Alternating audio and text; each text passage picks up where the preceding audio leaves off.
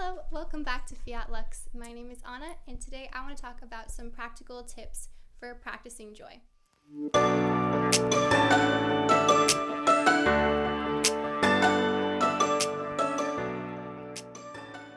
I've got 10 tips for you, but before we get into that, I just wanted to share a little bit of how joy has had an impact in my life.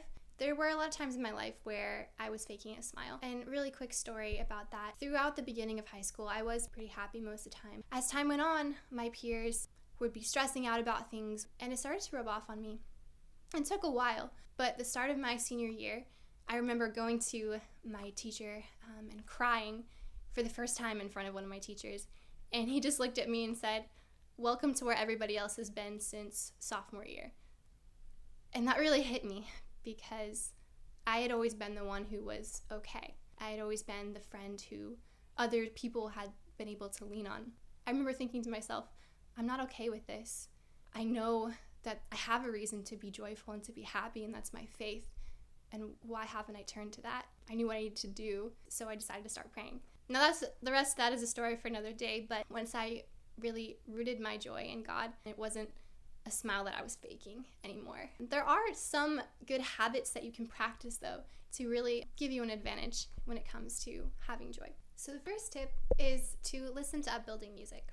So that could be Christian music, but doesn't have to be. I like to listen to romantic songs, but then just imagine that they're coming from God. A really simple example of that is You Belong With Me by Taylor Swift.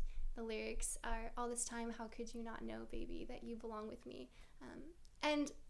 I like this take on listening to more romantic songs because God loves us perfectly, and He loves us in a way that fulfills the desires of our heart. So a lot of those romantic songs, you can actually re-envision them being sung by God.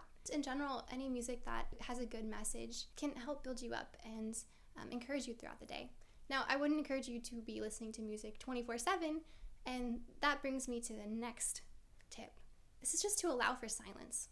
A lot of times we tend to be scared of silence because we can find ourselves faced with some of the more daunting thoughts in our head.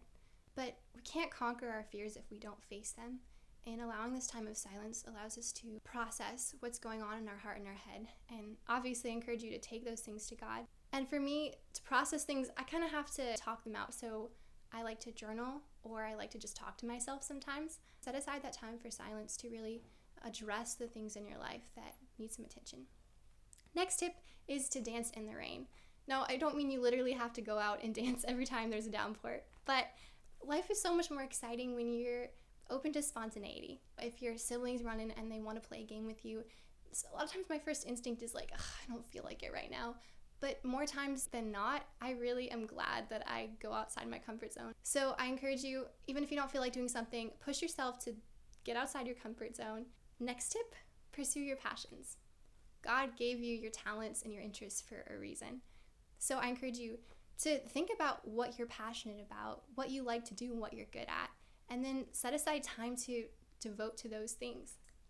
Cool. Next tip is to reflect on your life. Now, this might sound similar to tip number 2, but I'm more talking about with another person. Something I like to do with my little sister every night is we talk about our rose and our thorn for the day. So rose being something that made us happy, something that made our day, and then a thorn, something that was hard for us, some kind of suffering that we endured. So that's just a little thing you can do. Another thing that's great to do with friends is just be grateful. So talk about things that you're thankful for, and that can really help foster a positive atmosphere.